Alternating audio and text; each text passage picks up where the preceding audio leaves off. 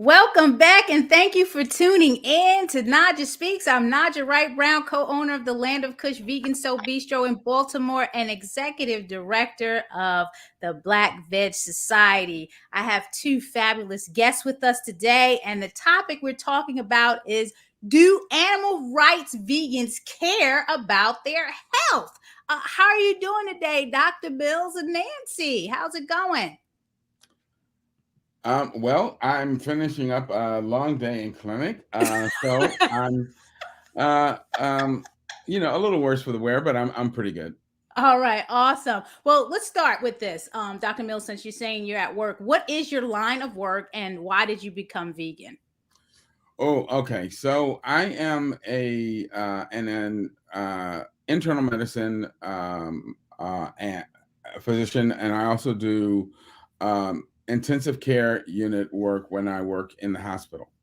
And I became plant-based slash vegan for health and spiritual reasons. And meaning that I became convinced that plant-based, that human beings are natural plant eaters, that is um, the way God designed us to eat, and that is the healthiest way for us to eat.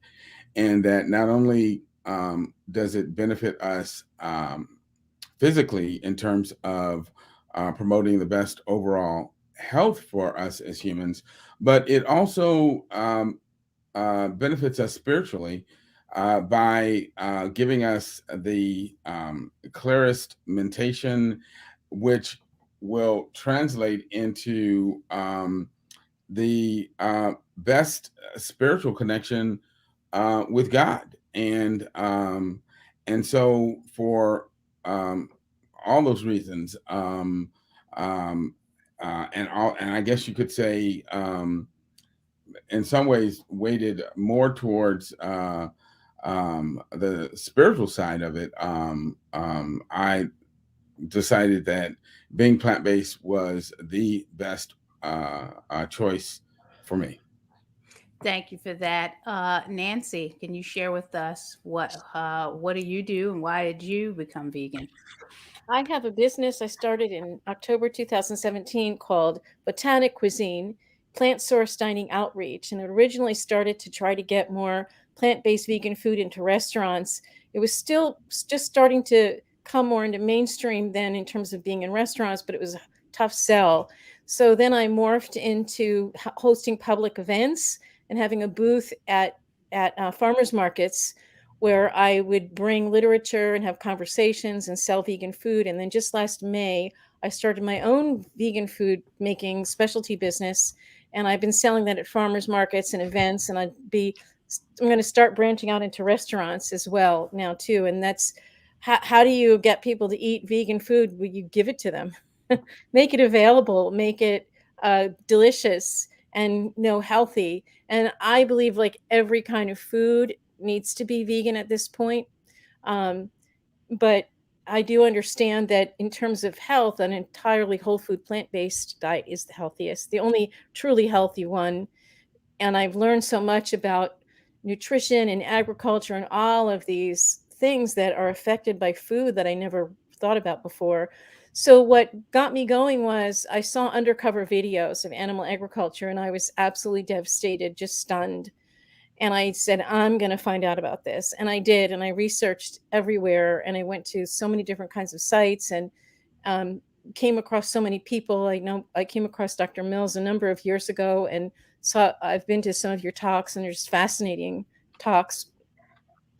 And so it became a kind of a life mission for me now to help educate people and help bring the joy of living this way. So it's a very, to me, it's a wonderfully gratifying way to live. Awesome. So, what is your understanding of veganism and its relation to health? What are each of your understandings, starting with you, Dr. Mill? So for me, I think the that veganism has three pillars. There's health, animal rights, and the environmental impact. But those three pillars rest on the fact that human beings are natural herbivores. We are natural plant eaters. And because of that, that is why being vegan or plant-based, and I'm going to use the term vegan and plant-based interchangeably to essentially mean the same thing. Okay. But that's why being, a vegan or plant-based is healthier for us. That's also why it is better for the environment, because that is our true ecological niche as plant eaters. When we occupy that niche, we don't destroy our environment. And then, of course, if we are eating plants, we are not abusing and mistreating and killing the other creatures that we share this planet with. But there's something even a little more interesting about that, and that is we humans make a big deal about whether or not we are treating animals humanely, or whether or not we are killing them humanely, or and we use all of these euphemistic terms. Well, are we sacrificing them humanely? And which I think is a really, really large load of equine excrement, because there's no such thing as a humane sacrifice. I mean, there is no human being on this planet that you can convince that if you take their life, no matter how you do it, it's humane. I mean, nobody wants to die. Okay. Right. I could agree with you on that. Yeah. And I don't care, whether you do it with pillows covered with lace and symphonic music. It's like nobody wants to die. And so however we do it, it's a cruelty that you visit on someone. But what's interesting is that carnivores never ask that question. When a lion gets ready to eat, it doesn't say, well, do I need to kill this antelope humanely? Right. Is the way, I eviscerate this buffalo cruel? And the reason they don't ask that question is because they don't have that concept. Right. Because they are meant to kill in order to live. Right. The reason that's an issue for us is because killing is truly antithetical to our intrinsic nature. We have, as part of our 6 basic emotions that we're all born with, an emotion called disgust. And our disgust emotion, which is one of the emotions that we are born with that helps us survive both as individuals and as a species, it has 3 domains. It has a pathogen domain, which is designed to keep us from ingesting things that could kill us. It has a moral domain, which is designed to help us avoid behaviors that will cause us to destroy each other. And then it has a sexual domain, which is meant to keep us from sexual pairings that will weaken us as a species. And so sexual discuss, covers things like incest, pedophilia, and things of that nature. Pathogen disgust keeps us from ingesting things that are rotting, things that are putrid. It also, interestingly, includes things that are bloody, things that are mushy, things that are covered with flies and hair, things that have an amorphous shape. In other words, raw flesh, which is why, and this is a topic for another conversation. And I would direct people to my lecture, Meat Eating and Mind Games, but it's why, as humans, we have to change the way animal tissue looks and smells and tastes in order to make it acceptable to us. We Right. actually try to make it look and taste and feel like plant products in order to make it acceptable to us. But the moral aspect of disgust is why we come up with all of these convoluted ways of trying to justify visiting harm on these animals so that we can overcome our innate reticence to harming and hurting another creature, because it really is antithetical to our nature. And most often what we do is we download that behavior to butchers and other people so that we ourselves don't have to do it. And we put it off into slaughterhouses and move it out of our eyesight so that we can pretend it's not happening. And then we go to the supermarket and we get the stuff in these nice little packages that look nothing like the creature it came from, and we play these games so that we kind of pretend that, well, this wasn't once a living, breathing animal, when in fact it was. Right. Nancy, what is your understanding of the veganism and its relation to health? In relation to health, well, I also use vegan and plant-based interchangeably, and I recently wrote a piece about that because I spend too much time on Facebook, I spend too much time online, but I see all of these points that people go, well, they're vegan, you're either vegan or plant-based, and if you're just plant-based, and people kind of tend to look down their noses at somebody who's plant-based, but the plant-based food movement is vital for the success of the vegan movement, because the plant-based movement has people like Dr. Mills and people like you and me and other physicians, and reaching into politics and so many levels to get plant-based food out there. Whereas the animal rights issue is part of our moral code, but I don't see that animal rights or that as something right now motivating people to switch their diet. It has to be something that's more direct of why people make food choices and what is it that people enjoy about eating. And from what I've seen, it's really pleasure and social connection. So back to, vegan versus plant-based, I am thoroughly convinced, as Dr. Mills just so eloquently stated, that an entirely plant-sourced diet is the only healthy diet. Not only is it the healthiest, but we now know that animal products of all kinds do specific damage to our bodies. And so those things are so important to know and understand. And those things I also try to educate people as well. I know, Dr. Mills, you've some great talks on that too. And that's the plant-based food movement, coming at from a scientific point of view, from a practical point of view, from an institutional point of view. Now we know in New York City, they're going to have vegan meals on Fridays, and they're going to have vegan food, plant-based food in hospitals, and all of these things that's really going to push people away from eating animals. And the environmental aspect, I had a really strong hunch when I went vegan in 2014 with the tons of research I did, that the environment was going to actually be probably the biggest pusher to get off of animal agriculture, because we're cutting off the branch we're sitting on. Right. We'll see that.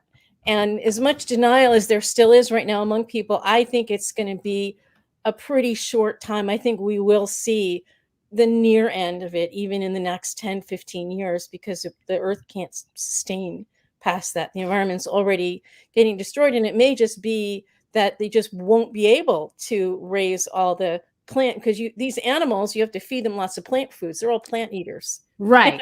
I said to people, they go, oh, I never thought about that before. I said, yeah, well, they're getting all their nutrition from plants, so we can too. And there's a few things that are in muscle tissue. And when I call it like muscle tissue or flesh, people get, like you were saying, that disgust. It comes up, people get very defensive, like, oh, don't call it that. It makes me feel bad. Like, well, let's get to why we're here. Okay. Dr. Mills posted this not too long ago. It wasn't 3 days ago, but this is a snapshot. Do animal rights vegans care about what they eat? And we interpret that as their health, right? Dr. Mills found it distressing that so many vegans don't seem to care what is in the food they eat, as long as someone convinces them it will save an animal somewhere. This is how we have arrived at the absurd place where so-called vegans are willing to eat animal contaminated food to allegedly save other animals. Hence, they don't care about KFC contaminating the Beyond Chicken they sell with dead chicken grease, blood, and protein fragments. I really don't understand this.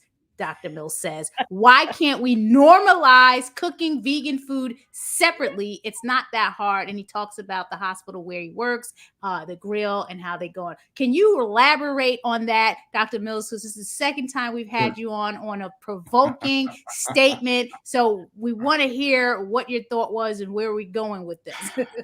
Sure. Yes, because when the great debate, and I'm spelling that GRATE, debate started about the KFC Beyond Nuggets, a number of and Nancy, I am not talking about you, but a number of vegans that I know came out and said to me, "Well, I think it's all about harm reduction," and they kept using that term, harm reduction.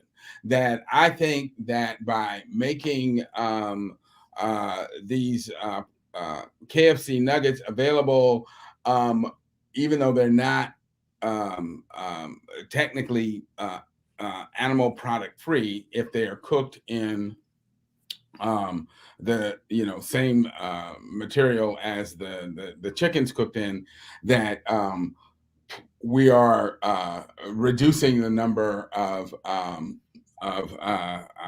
chickens that are killed. And I'm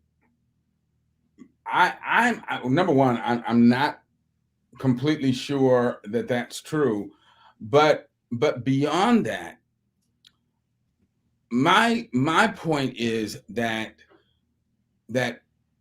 we as vegans, we as people who are plant-based, have a right to expect, to demand that the things that we are served, that the food that is proffered to us by establishments like KFC and other chain restaurants and so forth, should be prepared without adulteration. And one of the reasons that I think this is so important is, number one, the plant-based movement is growing by leaps and bounds. It is one of the most rapidly growing movements around the world and in this country. That is one of the reasons KFC and other chain restaurants have started to take notice and are starting to offer more items to people who are interested in becoming plant-based. And my concern is that if we start off basically telling them that we're willing to accept adulterated food products, that it's going to go from bad to worse. And there's already reports of companies offering so-called almond milk that doesn't have any almonds in it. That is, just a collection of almond taste, almond flavor, and a bunch of chemicals that's made to look like almond milk, but doesn't have any actual almonds in it. And while you may argue that, well, if people buy that, they won't be buying cow's milk, and that may save some calves. The fact of the matter is that if people start buying these adulterated, essentially poisonous products and find that their health suffers, they're going to pull back from the plant-based movement. And they're ultimately going to say, you know what? I tried to go plant-based and I bought this, this almond milk, and I ate this, so-called plant-based burger that really didn't have any plants in it. And I got sick as a dog. And I had to give it up because my health suffered, and I had to go back to eating meat because I didn't do well. And that will, in the long run, harm the movement. And the fact is, we don't need to do that. We can insist on that that people prepare plant-based products in a manner that has integrity, that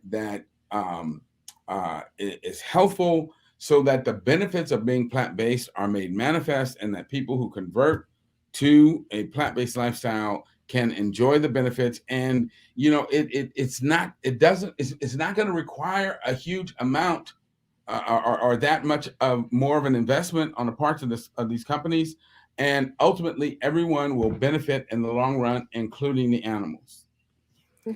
And before I go to you, Nancy, I wanted to comment on what Dr. Mills said, because when I started the Black Veg Society, at that time it was the Black Veg Society of Maryland, so we were really focusing on Baltimore and surrounding areas.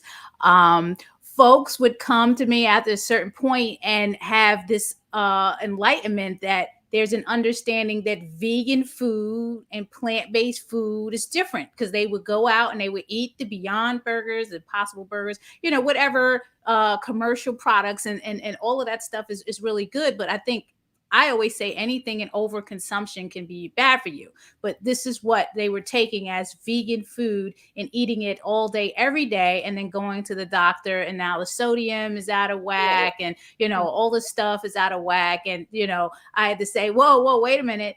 No one said, I definitely didn't say vegan as a whole is healthy. Especially now learning through Dr. T. Colin Campbell's plant-based nutrition course, whole food plant-based is healthy. So, we got to really be careful about how we're pushing the message here. Yeah, there's no cholesterol, but I think anything over processed that you're eating all day, every day can be bad for your health. Okay. Nancy, what is your take on Dr. Mills's post? Oh, okay. Well, we had a lot of exchange on that post back and forth, and I think it's such a great point that he's making. I think it's vital that he's making that point. I agree that we need to make sure that the food that is served that's vegan for us is truly vegan. But one thing I understand about these plant-based meats is that they're specifically designed for people who are not vegan, so they will eat these instead of eating animal products, and that's working pretty good.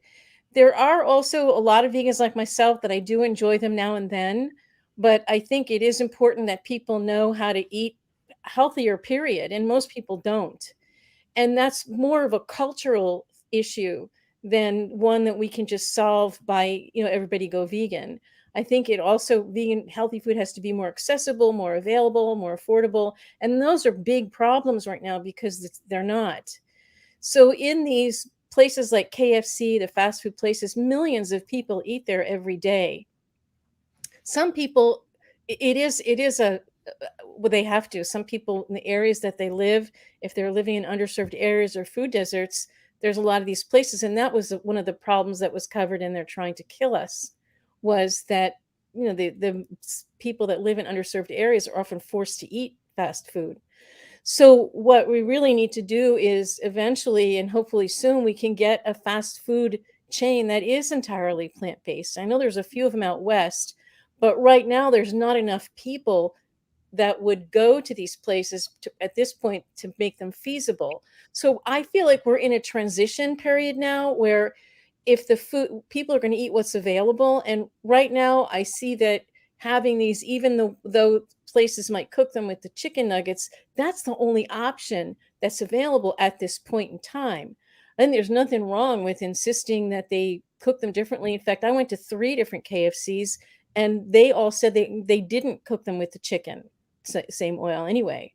So I was surprised to hear that. At least that's what they told me, and it didn't taste like it. I remember what chicken tastes like from 7.5 years ago or more, and it didn't taste like it. Now, the biggest problem I have is probably the breading on these things. I don't think the breading is probably very healthy, but it's one way of eating that some people do depend upon.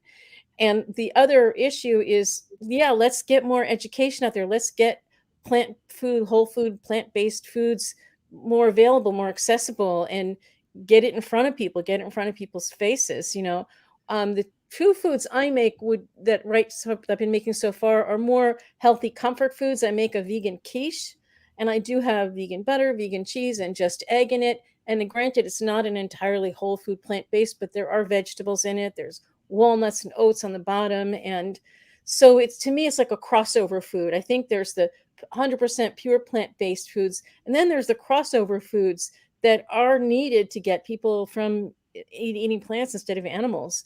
And that's how I see this, the KFC nuggets. Because if you go into the store, the same thing, into one of these places, or like the Burger King, they will microwave it for you. And so that's great, but we have to understand that 90%, that's the closest percentage that I got from a lot of different articles. About 90% of the people buying plant meats are not vegans, and they're not vegetarians. They're mostly flexitarians. Millennials are really being into it. So I don't see the KFC nuggets as a solution to helping everybody go vegan. I see it as a crossover food that at least people in these places now, they have an option that's at least plant-based. And are we going to expect these, I call them fast food places. I don't even call them restaurants, actually, fast food places. But some of them aren't that bad. Like Taco Bell, you've been able to get some beans and rice and veggies, and it's avocado, and it's a pretty decent little burrito, and it's cheap. So that's how I see that. But I think that you're right. We shouldn't accept less than what we know is vital to have a healthy society. And that's actually like a whole nother issue, even, to how do we reach people like that? Because I go into restaurants and I study restaurants and I study menus and I see what people eat, and people are so far from eating healthy, and they don't even know that. They think they're eating just fine. And so I think that's a good stance for me to end on. Thanks, Nancy. Conscious Eating Consulting agrees with Dr. Mills. We need to insist on a higher standard for all foods. You want to add anything to that, Dr. Mills? Yeah, so I want to be crystal clear that I am not saying that I'm against these chicken nuggets being offered by KFC. I mean, I think vegans love junk food too, and that and I put that junk food in quotes. I think vegans would love to be able to stop off and get some chicken nuggets at their local KFC. I just think that we have the right, and I also think that we have the power to insist that they be prepared in a manner that keeps them vegan, not just for us, but for also for people who are flexitarians or who want to try something vegan. Because if people are saying, you know what, I want to try a vegan product, then let's make sure they're trying something vegan.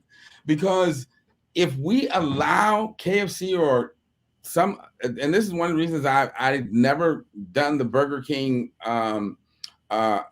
Impossible Burger, because they slap it on the same grill that they just put that nasty, dead, bloody beef burger on. And I've used this example with someone else, and it may be because as a Black man I'm sensitized to this, but for me as a vegan, for a place like Burger King or KFC to say, oh yeah, I'm going to give you something vegan, but I'm going to cook it in the same apparatus or on the same grill that I cook dead flesh. That's like in the South when they used to tell Black people, yeah, you can buy food here, but you have to go around back right and to get it. It's like, you can kiss my, what? I mean, I'm not doing it. If I can't come in the front door and be served with respect, then I don't want it.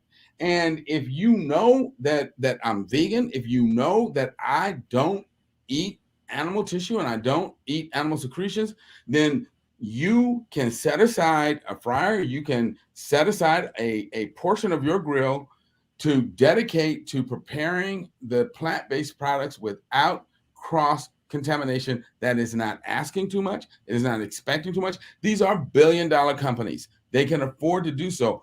And ladies and gentlemen, we are the fastest growing group. We have a lot of economic clout. Why are we willing to just give away that leverage? Just because they said, here you go. I made a post that a lot of people apparently didn't see. I said, Big Meat said hi, and the vegan movement's dress went right over our head. I mean, it's like, why did we give up the goods so easily? We should demand that we be treated with respect. And then I want to come back to this whole idea, because people say, well, these plant-based faux meats are so processed. I want to point out that Stanford University did a head-to-head comparison between meat-based burgers and Beyond Burgers, and it was a crossover study, meaning they had two groups, had them on meat versus Beyond Burgers for 4 weeks, and then crossed over at the 4-week period and had the group switch. And they showed consistently that when the people were eating the Beyond Burgers, they lowered their cholesterol, they lost weight, they dropped their blood pressure, and they lowered their levels of TMAO. So while I'm not saying that this is all people should eat, or that these things alone constitute a health food or a healthy diet, they can be part of a healthy diet, and they are definitely healthier than meat. So they can be part of a healthy diet, but we should insist that when industry comes to us and says that they want to cater to us, that they cater to us in a manner that is appropriate to the lifestyle that we're saying that we're living. Because I'm telling you, if we allow them to start fudging on what they're offering to us, pretty soon we're going to have almond milk that doesn't have almonds in it. Thank you for that, Dr. Mills. Thank you for tuning in. Bernadette Session, she has a comment here. Truth, tell it, Dr. Mills. So they're happy to hear your statement. So is veganism, should it really be an all or nothing? Like, you're gonna give us the whole package, or you're not gonna support this at all? What do you think, Nancy? I think that veganism by default means non-commodification of sentient beings. I actually wrote a whole blog on this, and I posted it on Facebook. So veganism has essentially is an ethical basis, whereas plant-based food is about health, and they go hand in hand. They support each other very well. But the problem is the world that we live in today. It's just inundated with animal products, animal use, animal abuse, more than I ever realized until after I went vegan and I started learning all these things about how so many products have, animal stuff in it. So we do our best to avoid what we can. I love the point that Dr. Mills is making, and I just wonder, like, how can we practically implement that and actually get them to change for us if we, in a place like a fast food restaurant, if we really do have that much leverage power when most of the people buying it aren't vegan. But that's true. I think they definitely deserve to have the plant-based food cooked the way it should be. I'm just looking at practicality. What can we do, like, right now? And is it worth, telling people they shouldn't eat it until it's cooked separately? Like I said, I went to 3 places and they all cooked them separately, and they can probably do that for you if you ask. The same thing with the Impossible Burger. They'll put it in the microwave, and I think that eventually, as more and more people do become vegan and do go after these foods, the thing that I look at, like, these plant-based meats, as a vegan, we chose to not eat products like this. I call them products of violence. We chose not to eat meat, yet we love to eat things that look just like the products from an animal. And we get questioned about that all the time, Nancy. Yeah. Like non-vegans will question us all the time. If you're vegan and you don't want to eat, why are you eating things that look like meat? That's a question. Why. I can answer that question. Yeah, well, let me finish and then we'll let Dr. Mills run over this one. To me, it's an attestment of the power of culture and habit and familiarity and normalcy. Because now, like, we can go to a restaurant and everybody else around might be getting a burger and I can get a Beyond Burger. And I think that it's just an attestment of the power that normalcy has and habit and culture on food choices, that vegans would actually enjoy eating that food. And like Dr. Mills said, that food was is designed to make like plants anyway. So it's the other way around. I'll let you go on with that one. But that's my decision about it, because I'd be perfectly happy. I do not need to eat animal meat, plant meat. I really don't. I'm absolutely happy without it. And I often look at the stuff and I go, God, this looks like a dead body. This is like violence. Why am I enjoying this? But I do, but not a lot. I mean, I feel like any kind of meat should be down to 10% or less of our diet. I'll tell you one thing. Learning what I learned. Yeah. Learning what I learned from the plant-based nutrition course, I tend to, it's whole food plant-based the majority of time for me. Yeah. Go ahead, Dr. Mills. Well, eating things like burgers and all of that is really a case of dietary Victor Victoria. The movie Victor Victoria was about a woman pretending to be a man, pretending to be a woman. And as I alluded to earlier, what we do with animal tissue is we take it and we skin it, we cut it, we shape it to look like plants, and then we drain it of its blood, we cook it to make it firm like plant tissues, and then we cover it with plant products to make it taste like plants. So we're actually making the animal tissue mimic the look and flavor of plants, which is really what our brains want. So in fact, we're trying to make the meat look and taste like plants. We cut it and shape it into these hand-sized firm objects that resemble edible plant products. So it's not the vegans who are trying to make their foods look like meat. It's the meat eaters who are trying to make their foods resemble plant products. People kill me when they talk about, those plant meats are highly processed. I'm like, are you kidding me? A hamburger is the most processed thing you can eat. It looks nothing like the cow it came from. I'm like, if you don't think a hamburger is processed, you go out into a yard and have a conversation with a live bull and get some ground beef from it. Okay? I'd like to see that happen. You, with your bare hands, you go get some ground beef from a bull, and let me see it with just you and your hands, and let me see what happens. That's a conversation I would love to see. Okay, it's highly processed, not gonna happen. Right. Okay? Just like the hot dog. Just like the hot dog. Right. People have no idea. This is something else that we talked about in the Facebook too, of what's put into these animals. How the animals are bred. They're not a natural species. They're bred in completely unnatural numbers. Horrible things. They have to be treated with so many pharmaceuticals and drugs and substances to just make their bodies viable for sale. And then once they're slaughtered, the flesh that would normally decay has to be treated so it doesn't. So there's nothing normal. There's nothing natural. There's nothing whole or about animals whatsoever. I mean, it's treated with carbon monoxide to make it pink. The chicken is injected with fluid that contains carrageenan, all sorts of fillers to make it plump up and look juicy. I mean, people have, which is another thing that kills me when people go, I'm not going to take the vaccine, I don't know what's in it. You don't know what's in that chicken you're eating. You have a point. It is so filled with chemicals and garbage. You have no idea what you're putting in your body, yet you eat it all day long.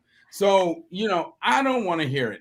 Animal tissue is the most processed nonsense that people eat. And cheese, looks nothing like the milk that came from the cow that Right. people tortured and abused to get it from. So don't talk to me about process, because animal foods are the most processed, tortured, twisted items that people ingest. And they're chemical laden, they're full of hormones and preservatives. And this is why people are dying, and the hospitals are filled with sick people. And that I can attest to as a physician. Exactly. Thank you for that, Dr. Mills. I just wanted to take a quick break to talk about the Healthy Kids MoCo bill. So Montgomery County is working on a bill to have lower sodium or no sodium, low sugar, no sugar items, and water and plant-based milks, beverages offered in restaurants. So make the healthy choice the easy choice for our children. Hashtag Healthy Kids MoCo. And if you want more information on that, there you can send a text to the number that's running on the ticker right now.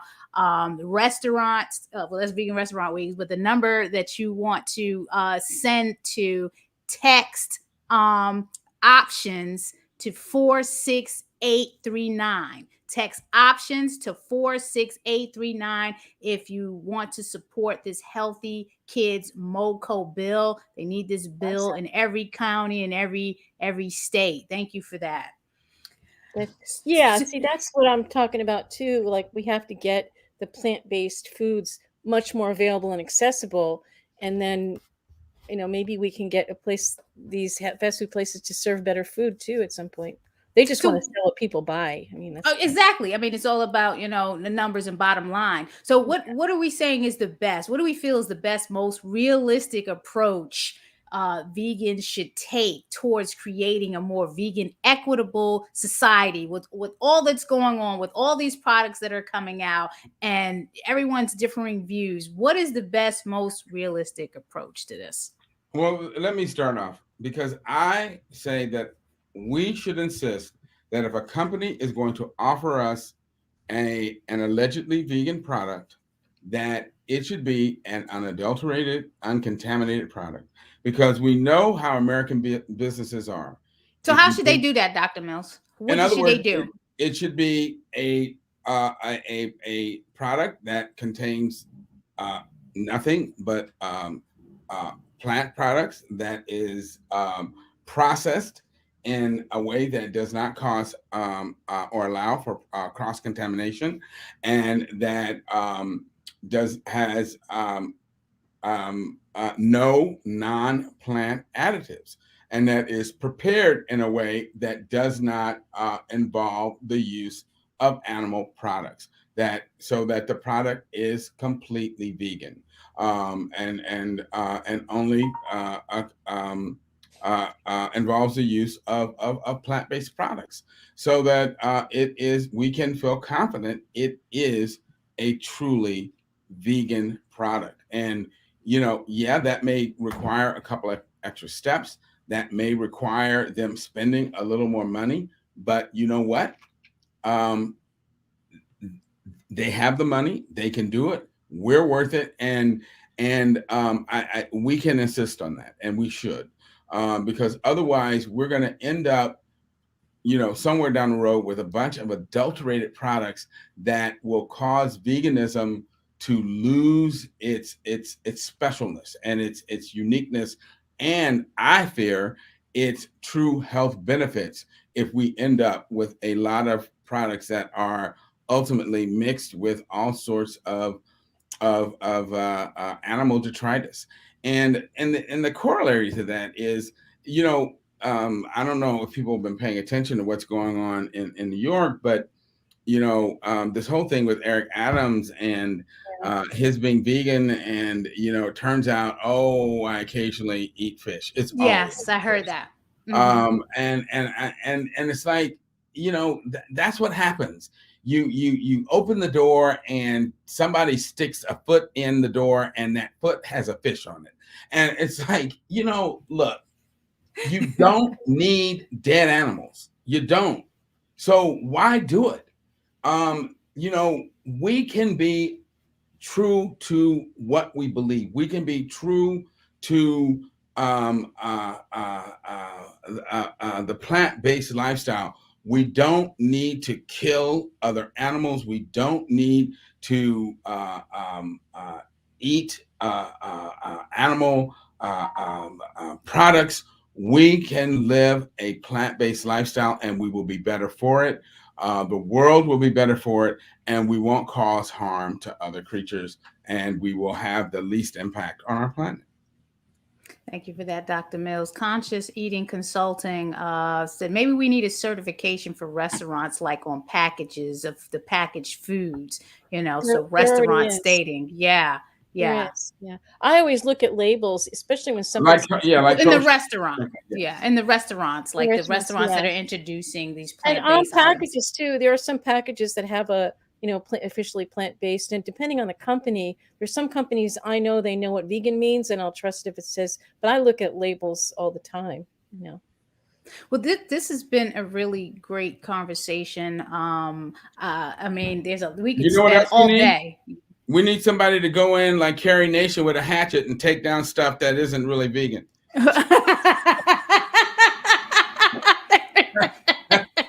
need that too.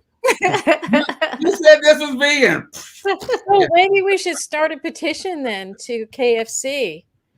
Yeah, because that was the other thing, Nancy. The fact that the three places that you pointed out that already have set aside the cooking, that shows that obviously there is some pressure already, and that they're willing to do it. So I think that if we bring that pressure to bear, that they're willing to work with us, and it's just we just have to make it known. Right.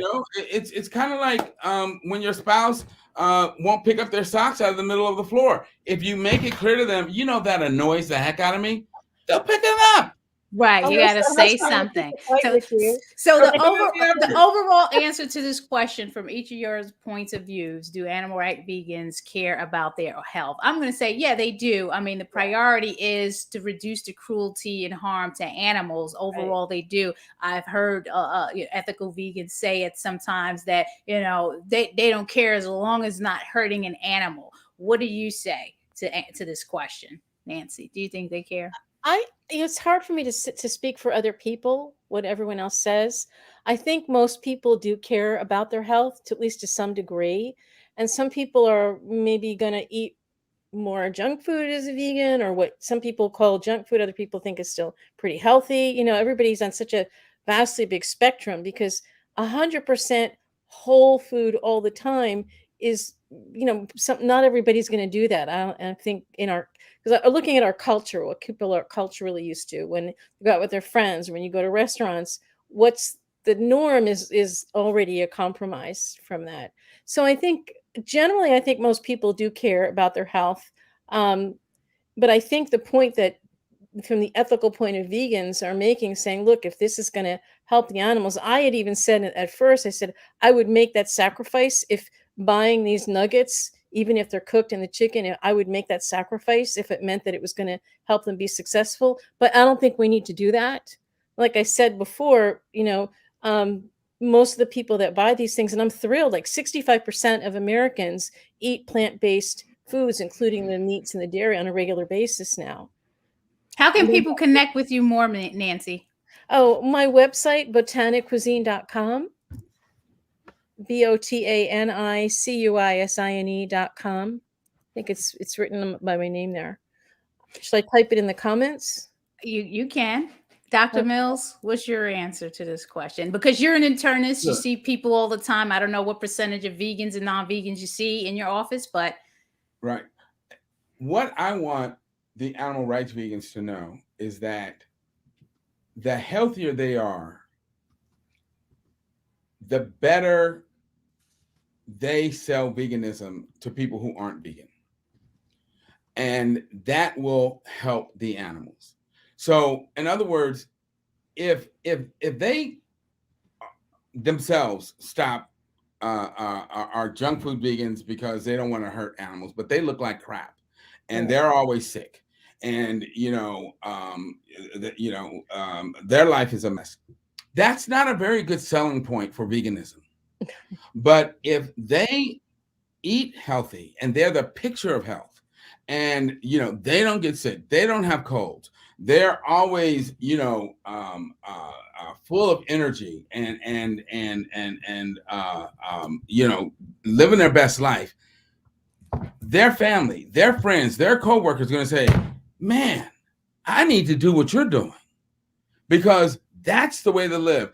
And that will be the best selling point. That will be the best advertising card for protecting animals that they can show the world. So if you don't want to be healthy for you, be healthy for the animals. Okay? How can people connect with you, Dr. Mills? How can they connect with you, Dr. Mills? I will direct people to my website. Okay. Dr. Milton Mills, plantbasednation.com. Kind of long, but it's very straightforward. Dr. Milton Mills, plantbasednation.com. Is doctor spelled out, or is it DR? Oh, no, it's just DR, Milton Mills, plantbasednation.com. Plant-based. I'm putting it in plant-based nation. Yeah, DR, no dots, no, just DR, Milton Mills, plantbasednation.com. Okay, I got it and right. You can also find me on Facebook, Milton Renee Mills, and that's it. And we got a couple of comments. RENE Mills. My avatar is a suit and a hat and no face. It's too cute. I love it. I love it. I love it. Alan, thank you for tuning in. The terminology plant-based is ambiguous. I saw a product labeled plant-based because the food under the cheese consisted of plants. Plants form the base of the product, and that's a problem. Yeah, that's a problem for me too, because when I'm looking at plant-based, I'm thinking like it's a plant-based product, not that there's going to be any dairy or eggs. We got to read food labels. The term was hijacked. And anytime something goes mainstream, it's going to take on a life of its own. And we really need to get people moving away from eating animals as quickly as possible. So I look at there's the whole spectrum of food, and nobody needs to be told that, Oreos are junk food. I mean, really? Nobody knows that. We know that. Lynn, thank you for tuning in. Lynn says Lynn became vegan for health and then learned about animal rights and now focus on that as well. Lynn loves Dr. Mills. Thank you all for this wonderful conversation. Again, Lynn, thank you for tuning in. We have another comment coming in. Yeah, I'm a vegan who started out not caring much about my health, but now I want to be healthy so that I can help animals more. Thank you for tuning in, Elliot. Before we leave, I just got to shout out my sponsors, because they're the ones that make this happen for me. I appreciate Veg Fund, Welfare World, ETC Impact, the folks that Eat the Change, Mercy for Animals through the People's Fund, nutritionfacts.org, which is a site where you can find all your nutrition facts, Women Funders and Animal Rights, Stray Dog Institute, Collectively, which is based right here in Baltimore, Maryland. Love those guys. Black-led organization supporting Black-led organizations. And Default Veg, which we should be moving to, defaulting to veg and letting people choose if they're going to eat meat options. So shout out to Default Veg for that. Love those guys there. This is great. I really do appreciate you taking the time out of your day, because I know everyone is busy. Dr. Mills expressed he had a long day at the office. So again, but you started all of this with that post again for the second time. So I appreciate you. Is there any last thing you want to say before we leave out? Just eat plants, be healthy, and don't be afraid to insist that people treat your lifestyle choice with respect. Respect it is. All it is about is respect. We just want a little respect, baby. Absolutely. Thank you, Conscious Eating. We're done going through the back door, okay? We're vegans. So vegan. Everyone, talking about vegan, Maryland Vegan Restaurant Week is starting in March. So if you don't know about that, you need to go to veganrestaurantweek.org, March 4th to the 27th. Restaurants looking in, or restaurants right now that need to be signed up for this, please tell them to go to veganrestaurantweek.org and sign up. It's going to be a fun time in March, so you don't want to miss it. It's a time to bring your family out, whether they're vegan, non-vegan, and try some new dishes and a new experience and new things. Thanks again for tuning in. Until next time, please be well and be safe. Sending blessings your way. Have a good one. Thank you.